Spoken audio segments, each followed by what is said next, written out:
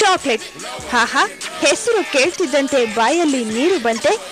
5 star Cadbury's, Dairy Milk, ಮನ್ ಚಾಕ್ಲೇಟ್ಗಳು ಕಣ್ಮುಂದೆ ಹರಿದಾಡುತ್ತಿವೆಯೇ? ಹೋಗ್ಲಿ, ಕೇಕ್ ರುಚಿ ನೋಡಿದಿರಾ? ಅಯ್ಯೋ, ಯಾರು ತಾನೇ ತಿಂದಿರೋದಿಲ್ಲ ಹೇಳಿ.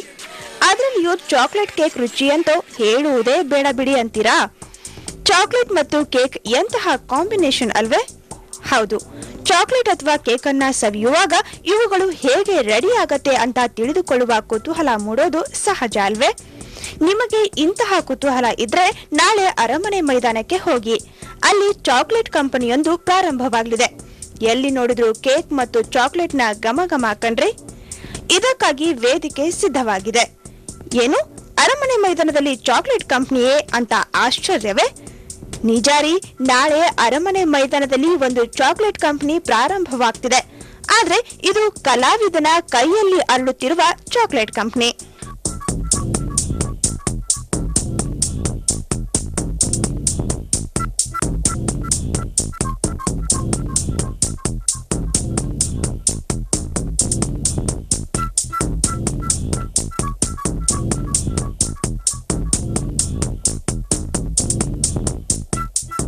ಮುಂಬೈ ಮೂಲದ ಕಲಾವಿದ ಅರವಿಂದ್ ದೀಪಕ್ ಅವರಿಗೆ ಕೇವಲ ಚಾಕ್ಲೇಟ್ ಮತ್ತು ಕೇಕ್ ಅನ್ನ ಬಳಸಿ ಒಂದು ಕಲಾಕೃತಿಯನ್ನ ಮಾಡಬೇಕು, ಅದು ಜಗತ್ತಿನಲ್ಲಿಯೇ ಇದುವರೆಗೂ ಯಾರು ಮಾಡಿರಬಾರದು ಅಂತಹ ಒಂದು ಕಲಾಕೃತಿಯನ್ನ ಮಾಡಬೇಕೆಂಬ ಆಸೆ ಇತ್ತಂತೆ.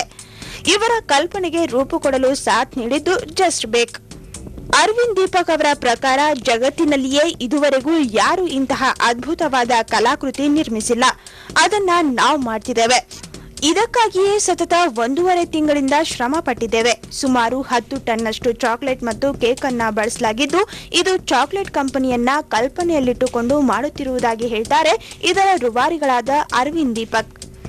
And Just Bake is doing it because cakes are not complete without chocolate. So it's a relationship of a chocolate and a jungle, chocolate and a cake. That is the reason I gave a concept to Ramu Reddy. ಕೇವಲ 8 ಜನರಿಂದ ಪ್ರಾರಂಭವಾದ ಈ ಕಲಾಕೃತಿ ನಿರ್ಮಾಣದಲ್ಲಿ ಇದುವರೆಗೂ 100 ಜನರಿಗೂ ಅಧಿಕ ಮಂದಿ ದುಡಿದಿದ್ದಾರೆ. ವಿನ್ಯಾಸ ಕಲಾವಿದರು, ಬಡಗಿಗಳು, ಕೇಕ್ ಮತ್ತು ಚಾಕ್ಲೇಟ್ ಸಿದ್ಧಪಡಿಸುವವರು, ಹೀಗೆ ಹಲವು ಕ್ಷೇತ್ರದವರು ಇದಕ್ಕಾಗಿ ದುಡಿದಿದ್ದಾರೆ ಅಂತಾರೆ ಕಲಾಕೃತಿ ನಿರ್ಮಾಣದ ತಂಡದಲ್ಲಿ ಒಬ್ಬರಾದ ಮಮತಾ. ಇನಿಷಿಯಲಿ ಜಸ್ಟ್ ಅಬೌಟ್ ಒಂದು 8-10 ಜನ ಇಟ್ಕೊಂಡು ಮಾಡ್ತಾ ಇದ್ದೀವಿ from the beginning, but totally say it has taken the work force ಒಂದು. ಈಗ ಬ್ರೇಕ್.